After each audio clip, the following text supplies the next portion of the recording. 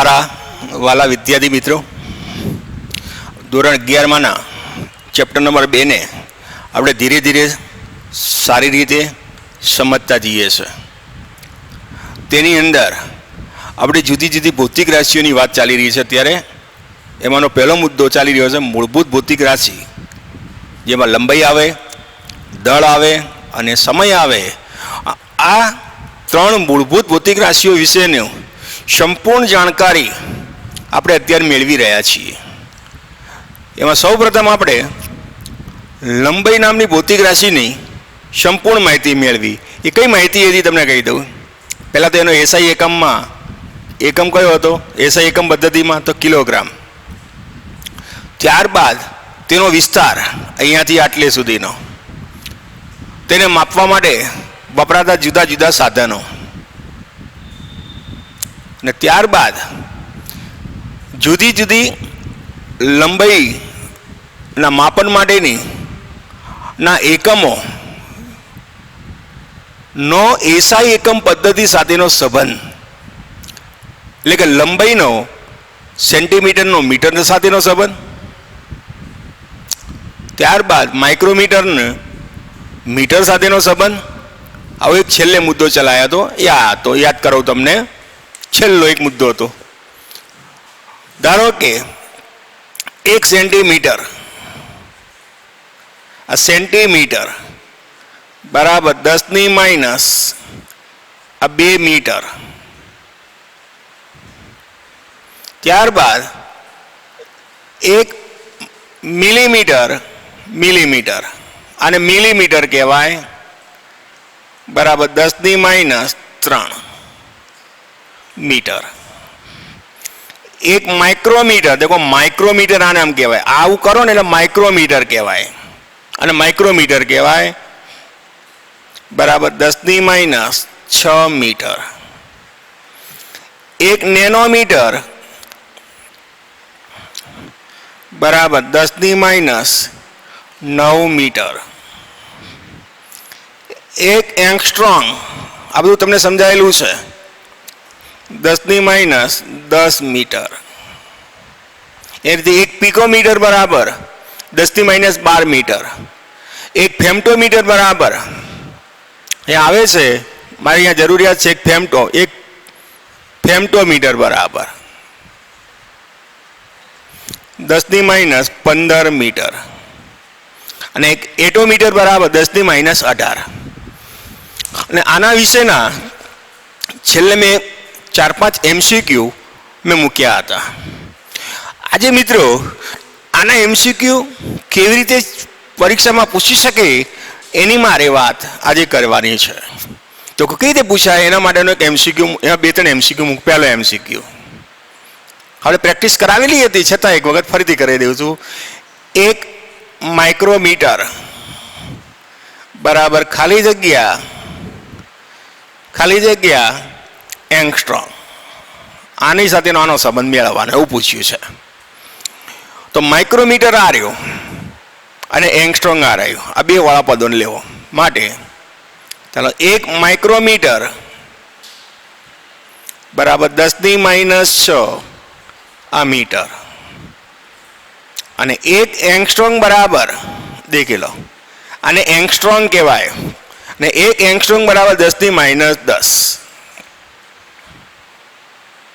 Metre.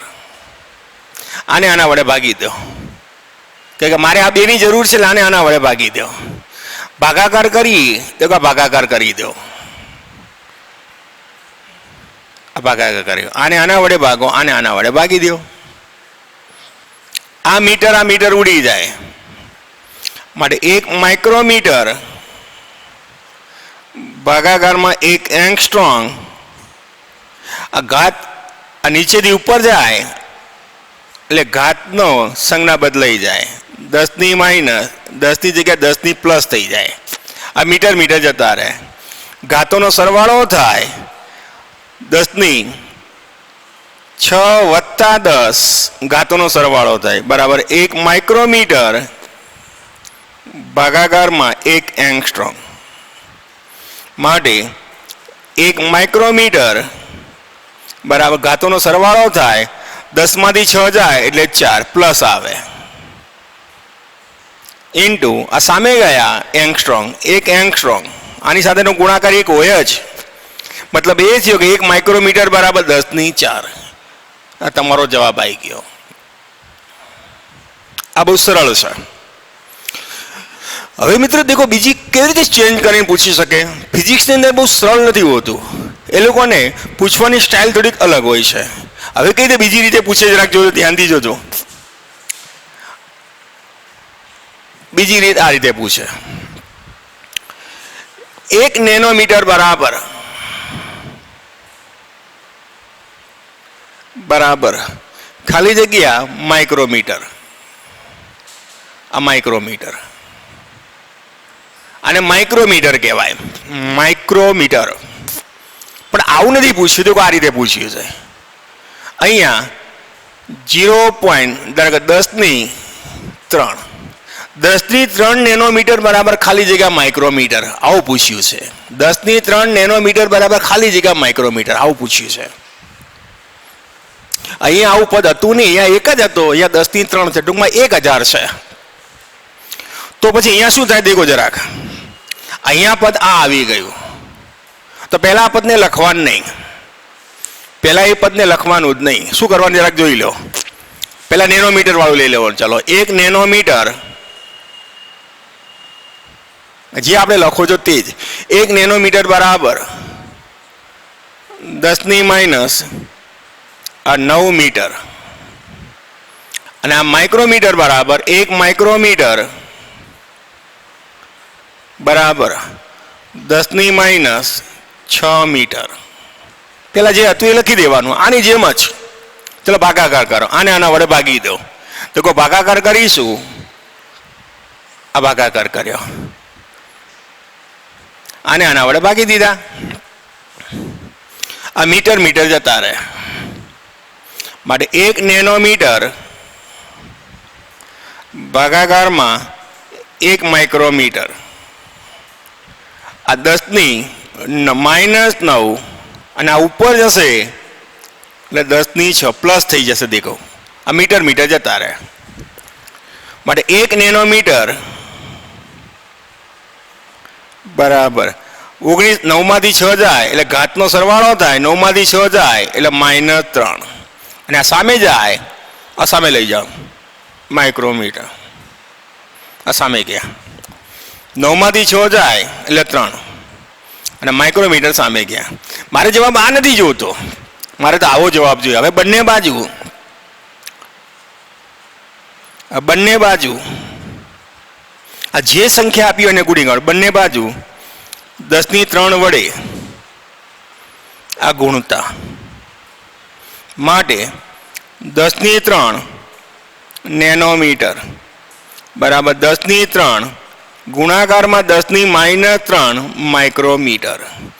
ઘાતોનો સરવાળો થાય 10⁻³ micrometer બરાબર 10⁻⁴ માઇક્રોમીટર. અને કોઈ પણની 0 ઘાત હોય એનું મૂલ્ય 1 આવે, કોઈ પણની 0 ઘાત હોય એનું મૂલ્ય 1 આવે, બરાબર 1 માઇક્રોમીટર. મતલબ એ થયો 10⁻³ નેનોમીટર બરાબર 1 માઇક્રોમીટર બરાબર આ 1 માઇક્રોમીટર જવાબ આવે. તો મિત્રો આ રીતે આપણે ફિઝિક્સને બહુ સારી રીતે સમજવાનું છે, અને એનો એપ્લાઇડ આપણને કરતા આવડવું જોઈએ. આ બધી વસ્તુ એ પાયાની સંકલ્પનાઓ કહેવાય. આ બધું આવડવું જ જોઈએ, તો તમને ફિઝિક્સમાં સરળતાય લાગશે અને ઉત્સાહ પણ તમારો વધતો જશે. ચલો, થેન્ક યુ.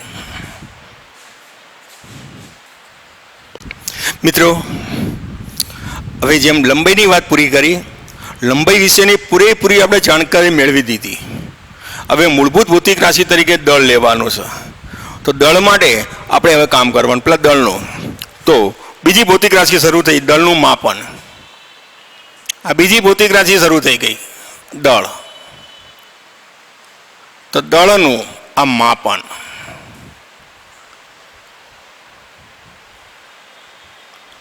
દળનું માપન. મિત્રો અહીંયા પ્રશ્ન નથી બનાવતો હું. લંબાઈના માપનમાં મેં કોઈ પ્રશ્ન નથી બનાવ્યો. તમારા પરીક્ષાની અંદર પ્રશ્ન કઈ રીતે પૂછાય એવો 2 ગુણનો કે 3 ગુણનો પ્રશ્ન નથી પૂછાતો. આવા બધામાંથી એમસીક્યુ ટાઈપના પ્રશ્ન પૂછાય. એટલે આપણે એમસીક્યુ ટાઈપના પ્રશ્ન પૂછાતા હોવાથી આપણે એનું લખાણ પણ એ જ રીતે લખાવીએ છીએ કે જેથી તમે સરળતાથી સમજી શકો. તો અહીંયા જોઈશું દળનું માપન. દળ છે શું? તો અહીંયા દળ એટલે શું? તો દળ એટલે દ્રવ્યમાન પદાર્થના, તો દ્રવ્યમાન પદાર્થ, દ્રવ્યમાન એ પદાર્થનો, આ જે પદાર્થ છે પદાર્થનો આ મૂળભૂત ગુણધર્મ છે. મૂળભૂત આ ગુણધર્મ છે. તો દળ એટલે શું? એટલે કે દ્રવ્યમાન એટલે શું? તો દ્રવ્યમાનની હવે વાત ચાલુ થઈ. તો કોઈ પણ પદાર્થ હોય એને દળ હોય જ, અને દળ હોવું એનો મૂળભૂત ગુણધર્મ છે, અથવા દ્રવ્યમાન હોવું એનો મૂળભૂત ગુણધર્મ છે. હવે આ જે દ્રવ્યમાન છે, આ દ્રવ્યમાન એ કેના પર આધાર રાખે? તો આનો આધાર કઈ કઈ બાબત પર નથી હોતો? તો આધારની વાત આવી. તો આ કોઈના પર આધાર રાખતો નથી, એ જે તે પદાર્થ ઉપર આધાર રાખે. તેની આટલા વસ્તુ પર આધાર રાખે નહીં, આધાર રાખે નહીં. યાદ રાખજો, કઈ કઈ બાબત પર આધાર રાખે નહીં? તો એક તો સૌ પ્રથમ દેખો આટલી બાબત પર આધાર રાખે નહીં. પહેલી છે અવકાશમાં પદાર્થની સ્થિતિ ઉપર. અવકાશમાં પદાર્થ છે, પદાર્થની આ સ્થિતિ ઉપર. એટલે કે તમે પદાર્થને કઈ સ્થિતિમાં રાખ્યો છે તેના પર તેના દ્રવ્યમાનનો આધાર ના હોય. એટલો અર્થ શું થાય? આ પદાર્થ છે, આને દળ હશે. આ જે પદાર્થ છે એને દળ હશે. આ પદાર્થને તમે આમ રાખો કે આમ રાખો કે તેને હવામાં ઉડાડો, એનું દ્રવ્યમાન બદલાય નહીં, એનું દ્રવ્યમાન ના બદલાય. તો મિત્રો એની ભૌતિક, એની અવકાશમાં તેની સ્થિતિ ઉપર તે આધાર ના રાખે. બીજું, એ તાપમાન ઉપર આધારિત નથી, તાપમાન ઉપર પણ આધાર ના રાખે, અને દબાણ ઉપર આધાર ના રાખે. ટૂંકમાં કોઈના પર આધાર ના રાખે. એ જે તે પદાર્થના પોતાના ગુણધર્મો પર આધાર રાખે. પદાર્થ કોણ છે એના પર આધાર રાખે. ટૂંકમાં એમાં શું ભર્યું છે, ઇલેક્ટ્રોન, પ્રોટોન, ન્યુટ્રોન એ કેવી રીતે આવેલા છે તેના ઉપર તેનો આધાર રહેલો છે. હવે આને માપવા માટે વપરાતો એકમ કયો? અને માપવા માટેનો એકમ, આનો એકમ, માપન માટેનો એકમ, આ માપન માટેનો આ એકમ એસઆઈ એકમ પદ્ધતિમાં, એસઆઈ એકમ પદ્ધતિમાં આપણે કિલોગ્રામ વાપરીએ છીએ. આ એનો એકમ છે, પોઈન્ટ કરવાનો નહીં.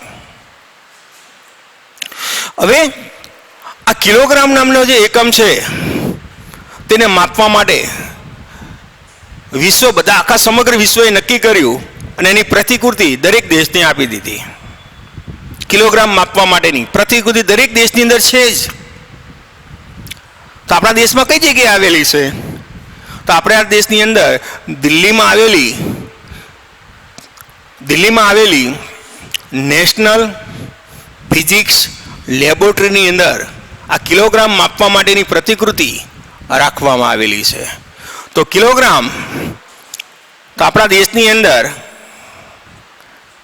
આપણા ભારત દેશ માટે, ભારત દેશમાં આ કિલોગ્રામ માપન માટેની પ્રતિકૃતિ, કિલોગ્રામ આ માપન ની પ્રતિકૃતિ, પ્રતિકૃતિ એટલે સાધન, પ્રતિકૃતિ દિલ્હીમાં નેશનલ ફિઝિક્સ લેબોરેટરી દિલ્હીમાં, એનપીએલમાં દિલ્હીમાં આવેલી છે. કઈ જગ્યાએ આવેલી છે, કઈ સંસ્થામાં મૂકેલી છે? તો આ નેશનલ ફિઝિક્સ લેબોરેટરીમાં આવેલી છે. હવે મિત્રો જોઈએ, કોઈ વજનનું માપન કરવું હોય તો સ્વાભાવિક આપણે બજારમાં જઈએ કોઈ વસ્તુનું માપન કરવું તો આપણે કિલોગ્રામમાં માપન કરીએ છીએ, એ વ્યવહારિક કહેવાય. પણ મારે સોનું માપવું હોય તો પછી કરિયાણાની દુકાન ના જવાય, તે સોનીના કાંટા વડે મપાય. પણ જો હવે મારે હીરા માપવા હોય તો, હીરાનું વજન કરવું હોય તો, ડાયમંડ એનું વજન કરવું હોય તો સોનીનો કાંટો કામમાં ના આવે. તો પછી એના માટેનો કાંટો એ હીરા માર્કેટમાં જઈએ અને એનો કાંટો અલગ આવે. તમે ઘણી વખત અત્યારે COVID-19 ચાલે છે, તમે દવાનું પેકેટ વાંચશો ને તો દવાના પેકેટ પર અલગ અલગ પદાર્થોના નામો લખેલા હશે.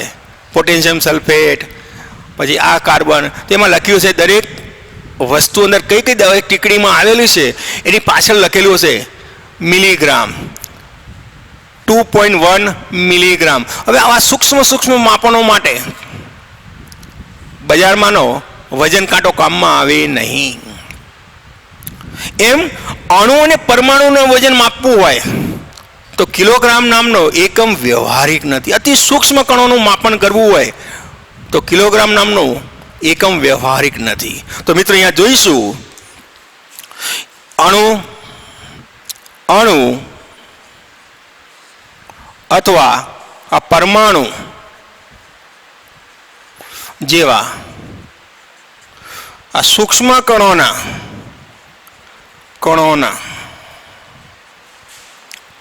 દળના માપન માટે કિલોગ્રામ એકમ એ વ્યવહારિક નથી. આ એકમ વ્યવહારિક નથી. તો આવા સૂક્ષ્મ કણોના દળના માપન માટે વપરાતું એકમ યુનિફાઈડ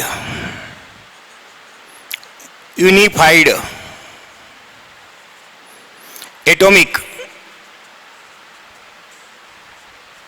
માસ યુનિટ, આ એકમ વપરાય છે. અને ટૂંકમાં લખાય છે આ રીતે, અને ટૂંકમાં આ રીતે લખાય AMU. આપણે ફિઝિક્સમાં આપણે AMU થી ઓળખીશું, યુનિફાઈડને આપણે ઓળખતા નથી. અને ટૂંકમાં આ રીતે લખીશું એટોમિક માસ યુનિટ. હવે આ એટોમિક માસ યુનિટની વ્યાખ્યા કઈ રીતે આપવી? આની વ્યાખ્યા શું છે? તો આની વ્યાખ્યા આપીએ છીએ આ AMUની વ્યાખ્યા. આ AMUની વ્યાખ્યા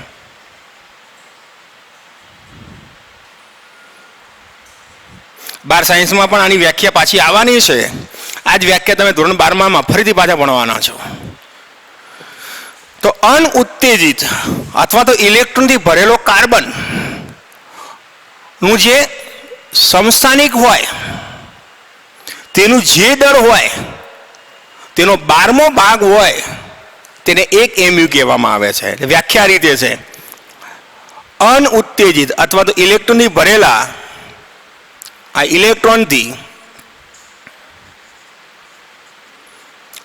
ઇલેક્ટ્રોનથી ભરેલા C612 કાર્બન પરમાણુના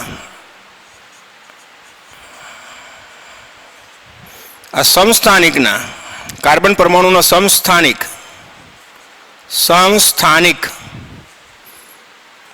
ના દળના 12મા ભાગને 1 MU કહેવામાં આવે છે. 1 mu કહે છે. સમસ્થાનિક શબ્દ તમારા માટે નવો આવ્યો. સમસ્થાનિક કેને કહેવાય? તો મિત્રો દેખો અહીંયા આ કાર્બન પરમાણુ છે. કાર્બનની અંદર 6 પ્રોટોન આવશે. બધું તમારે ભણવાનું આવી રહ્યું છે. 6 કાર્બન 12. ધોરણ 10માં થોડુંક આવું ભણીને આવેલા છો. આ કાર્બન છે એ રીતે 6 કાર્બન 13. તો દેખો આ બંને સંખ્યા સરખી છે અને આ બંને જુદા જુદા છે. તો આ બંને એકબીજાના સમસ્થાનિક કહેવાય. આ કાર્બન અને આ કાર્બન એકબીજાના સમસ્થાનિક કહેવાય. અને આવા સમસ્થાનિક જે છે એનું દળ જે આવે, આ અણુનું જે દળ આવે એ દળનો 12મો ભાગ માટે દેખેલો હવે માટે 1 mu બરાબર આ 1 mu બરાબર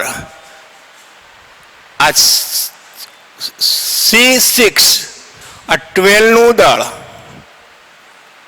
અને એ દળને 12 વડે ભાગી દો. આ 12 વડે ભાગી દો.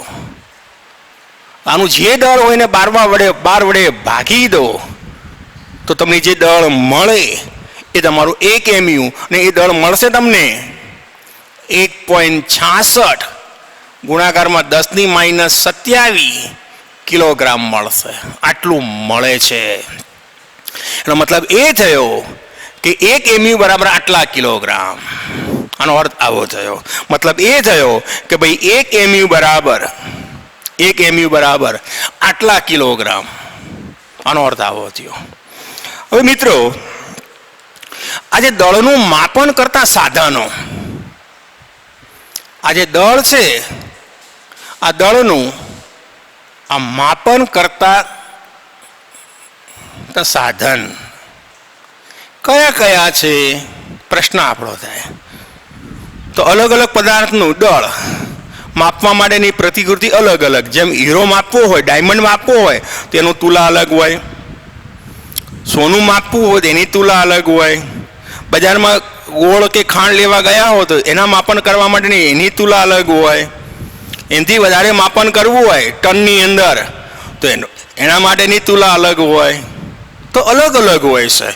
એમ અહીંયા પણ અલગ અલગ જોવા મળશે. તો એને સમજાવવા માટે અહીંયા જોઈએ અતિ સૂક્ષ્મ કણોના માપન માટે. તો અતિ સૂક્ષ્મ કણોના માપન માટે આ ઇલેક્ટ્રોન જેવા અતિ સૂક્ષ્મ કણો, આ સૂક્ષ્મ આ કણોના દળના માપન માટે, દળના માપન માટે જે સાધન વપરાય એ સાધનનું નામ છે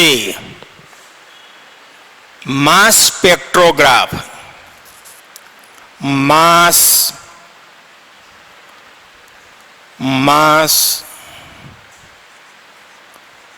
સ્પેક્ટ્રોગ્રાફ આનો ઉપયોગ થાય.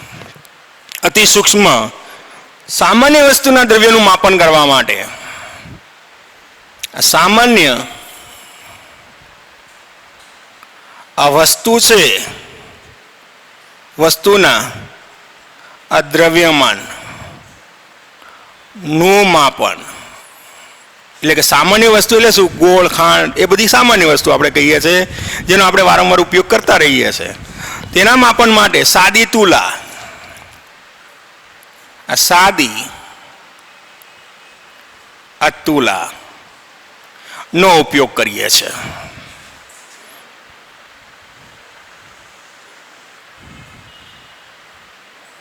અને ત્રીજું ધારો કે મારે પૃથ્વીનું જ વજન કરવું છે. આપણે જેના પર છે એનું જ વજન કરવું છે. હવે સ્વાભાવિક છે તો આ કેના જેવી વાત થઈ? આ પૃથ્વી છે અને આ તુલા છે. આ તુલા છે, આ તુલા છે. હવે જેના ઉપર છીએ એનું જ વજન કરવાનું છે. તો આવું તો વજન કઈ રીતે થાય કે આને તોડવા માટે આમાં મૂકવું તો પડે ને. આટલી મોટી તો તુલા બનાવી પણ ના શકીએ. તો આનું માપન કેવી રીતે કરવું? તો મિત્રો આનું માપન કોઈ આવા સાધનની મદદથી ના થાય. જેમ આપણે અતિ દૂરના અંતરો માપવા માટે તો કે અહીંયાથી ચંદ્રનું અંતર માપવા માટે, અહીંયાથી સૂર્યનું અંતર માપવા માટે, સૂર્યનો વ્યાસ માપવા માટે કોઈ મીટર પટ્ટીનો ઉપયોગ નહોતો કર્યો, ત્યાં પરોક્ષ રીતનો ઉપયોગ કર્યો હતો. ઇનડાયરેક્ટલી આપણે રીતનો ઉપયોગ કર્યો હતો. તેમ અહીંયા પણ મારે કોઈ પણ ગ્રહનું માપન ગ્રહના દળનું માપન કરવું હોય તો અહીંયા પણ પરોક્ષ રીતનો ઉપયોગ કરવામાં આવે, અને એ છે ન્યૂટનના ગુરુત્વાકર્ષણ બળના સાર્વત્રિક નિયમનો ઉપયોગ કરીને આવા ગ્રહના દળનું માપન થાય. તો ગ્રહ સૂર્ય જેવા પદાર્થનું આ દ્રવ્યમાન માટે, તો આના દ્રવ્યમાનનું માપન કરવા માટે ન્યૂટનના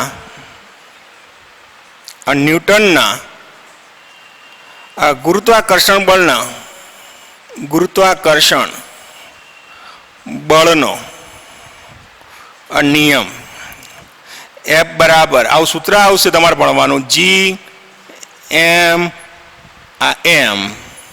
देखो Gm1 × M2 अपॉन R², આ સૂત્ર છે. આનો ઉપયોગ કરીને ગ્રહ સૂર્યનું દળ આપણે માપી શકીશું. હવે મિત્રો અહીંયા દેખો, અહીંયા જુઓ, દળના માપન માટે જેમ લંબાઈનું માપન હતું તો ફિઝિક્સની અંદર લંબાઈના માપન માટે એક એનો અંતરનો એક ગાળો હતો, ભાઈ ઓછામાં ઓછું 10⁻15 મીટર અને વધુમાં વધુ 10⁻26 મીટર, એમ લંબાઈનું એક માપક્રમ હતું. એમ દળનું માપક્રમ, દળનો ઓછામાં ઓછો એકમ કયો લેવાનો ને દળનો વધુમાં વધુ એકમ કયો લેવાનો એની વાત કરું છું. તો દળના માપક્રમની વિસ્તાર, તો ફિઝિક્સની અંદર આ જે દળ છે તો દળના આ માપક્રમ નો વિસ્તાર ક્યાંથી ક્યાં સુધી લેવાનો એવી વાત ચાલુ થઈ. તો એના માટે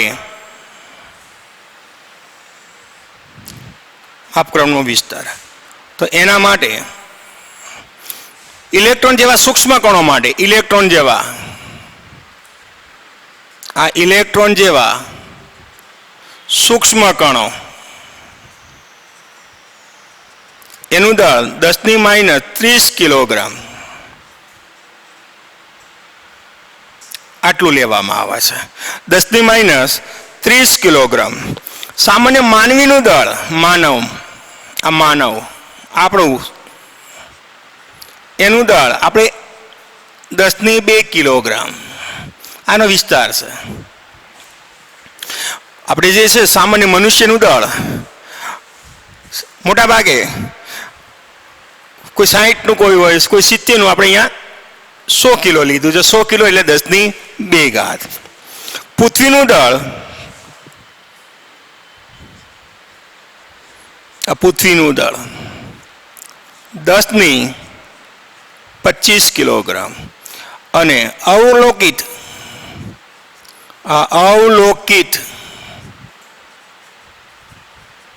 આ વિશ્વનું દળ, જેને આપણે જ્યાં સુધી આપણે અવલોકન કરી શકીએ છીએ તેવો આ વિસ્તાર છે, એનું દળ 10⁻55 કિલોગ્રામ, આ એનો વિસ્તાર. તો દળનો ફિઝિક્સની અંદર જે દળ છે એ દળના માપન માટેનું ઓછામાં ઓછું માપન ફિઝિક્સમાં કેટલું રાખીશું? કોઈ આટલું રાખીશું. વધુમાં વધુ દળનું માપન કેટલું સુધી આપણે કર્યું? આટલું. આ એનો વિસ્તાર છે ફિઝિક્સની અંદર. જેમ લંબાઈ માટેનો વિસ્તાર હતો એમાં દળ માટેનો વિસ્તાર આવ્યો. તો મિત્રો અહીંયા આ દળ વિશેની આપણે અહીંયા માહિતી આપી કે પેલા દળ શું છે. તો દળ એ પદાર્થનો એક પોતાનો મૂળભૂત ગુણધર્મ છે, એ કોઈ બદલી ના શકાય, એ પોતાનો ગુણધર્મ છે. હવે આ દળ છે એ કઈ કઈ બાબત પર આધાર રાખે નહીં, તો એને કઈ સ્થિતિમાં રાખે છે તેના પર આધાર ના રાખે, તાપમાન અને દબાણ પર આધાર ના રાખે. એનો એકમ કયો છે? તો ભાઈ એસઆઈ એકમ પદ્ધતિ, તેનો એકમ કિલોગ્રામ છે. હવે સૂક્ષ્મ કણોનું દળ હોય, ઇલેક્ટ્રોન, પ્રોટોન, આવા સૂક્ષ્મ કણોનું દળ માપવા માટેનો વપરાતો એકમ કિલોગ્રામ એ અવ્યવહારુ છે. એવું એકમ વાપરીએ તો ફિઝિક્સને આપણે વધુ અઘરું બનાવીએ છીએ, એટલે સરળ બનાવવા માટેનો પ્રયત્ન ચાલી રહ્યો છે. તો આવા સૂક્ષ્મ કણોના દળના માપન માટે કયો એકમ વપરાય છે? તો એએમયુ. આવો કોઈ એમસીક્યુ પણ પરીક્ષામાં પૂછે તો આ રીતે લખી શકો છો. તો દરેક દેશને કિલોગ્રામને માપન કરવા માટેની એક પ્રતિકૃતિ આપેલી છે, ને આ જે પ્રતિકૃતિ આપણે ઇન્ડિયામાં ક્યાં રાખવામાં આવેલી છે? દિલ્હી ખાતેની નેશનલ ફિઝિક્સ લેબની અંદર આ પ્રતિકૃતિ રાખેલી છે. હવે એએમયુની વ્યાખ્યા આપી. આ ઇલેક્ટ્રોનથી ભરેલા, એટલે કે અનઉત્તેજિત શબ્દ લખો તોય ચાલે. 12માં આવી વ્યાખ્યા આવશે, યાદ રાખજો. 12માં આ શબ્દની જગ્યાએ અનઉત્તેજિત, આ કાર્બન પરમાણુનું દળ છે, કાર્બન પરમાણુનું જે દળ હોય તેનો 12મો જે ભાગ હોય તેને એક એમયુ કહેવામાં, તેની વ્યાખ્યા આપી છે. તો કાર્બન જે પરમાણુ છે એનું જે દળ હોય એના 12મો જે ભાગ કરો એને એક એમયુ કહેવામાં આવે છે. દળનું માપન કરતા હવે સાધનો, તો અતિ સૂક્ષ્મ કણોના દળના માપન માટે માસ સ્પેક્ટ્રોગ્રામ, આનો પણ ધોરણ 12માં તમારે અભ્યાસ કરવાનો છે. સાયક્લોટ્રોન નામની થિયરી આવશે ને તેમાં આ પોઈન્ટ આપણે ત્યાં લઈશું.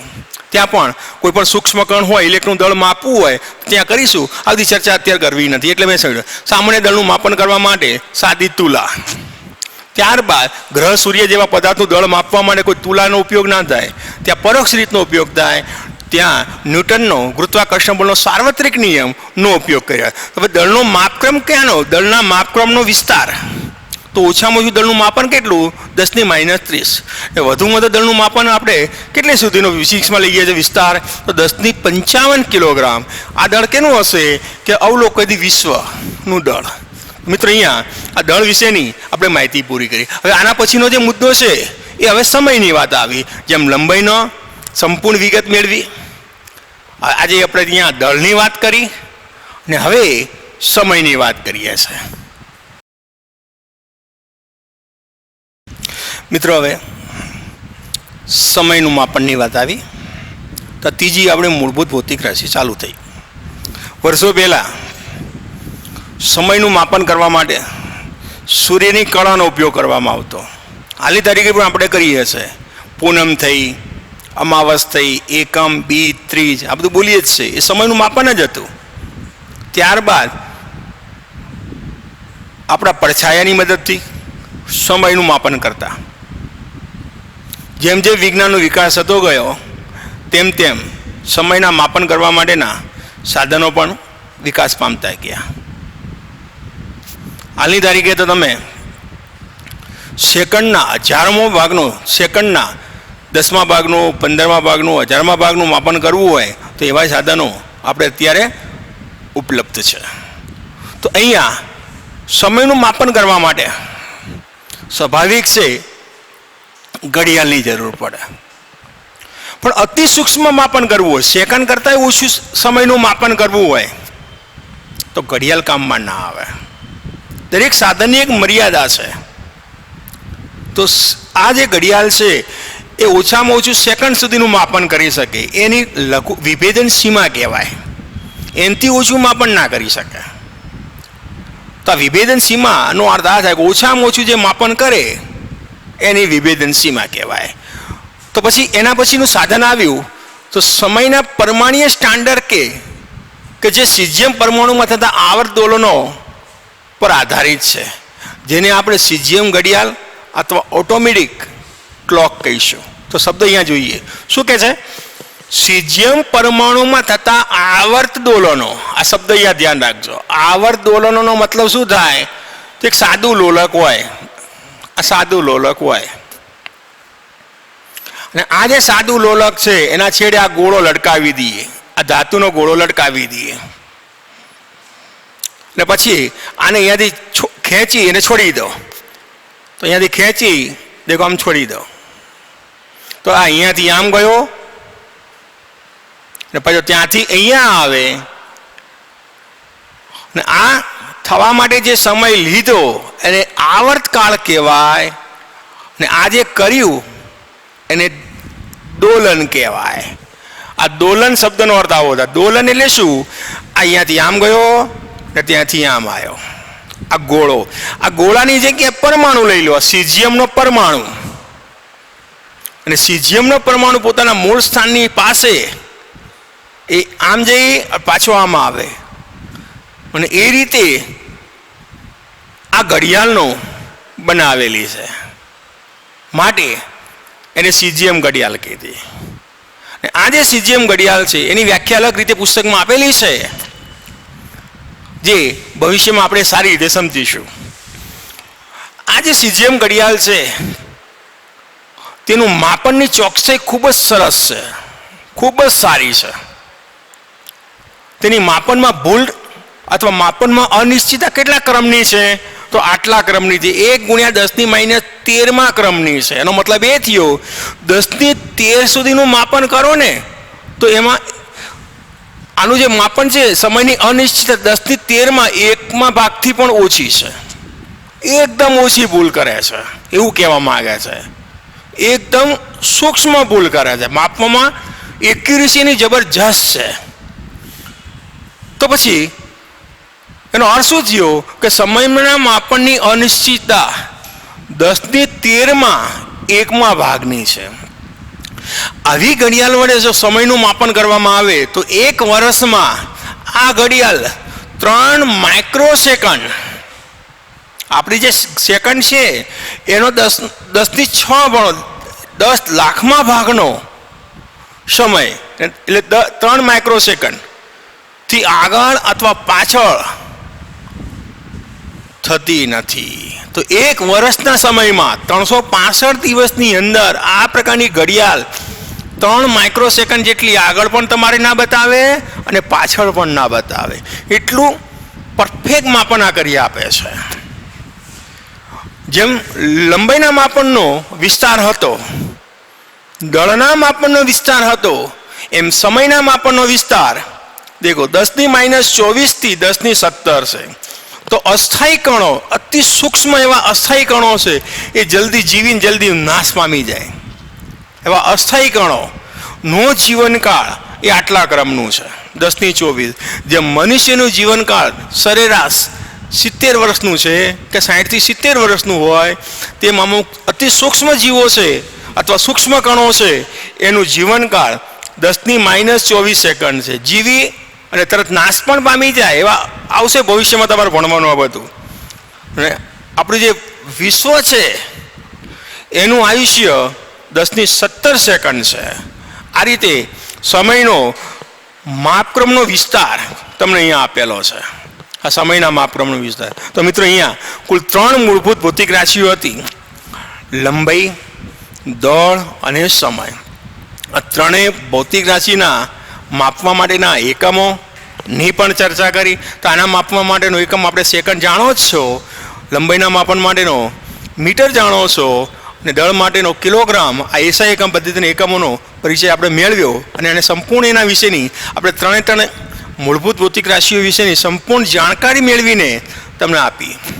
હવે મિત્રો દેખો, હવે આના પછીના આ માપન કરીએ છીએ તો માપનમાં રહેલી ભૂલોની વાત કરવાની છે, અને જે ભૂલ કરીએ છીએ એને આપણે તૂટી કહીશું. ને એમાં આ 3 શબ્દો વારંવાર તમારે સમજવાના છે.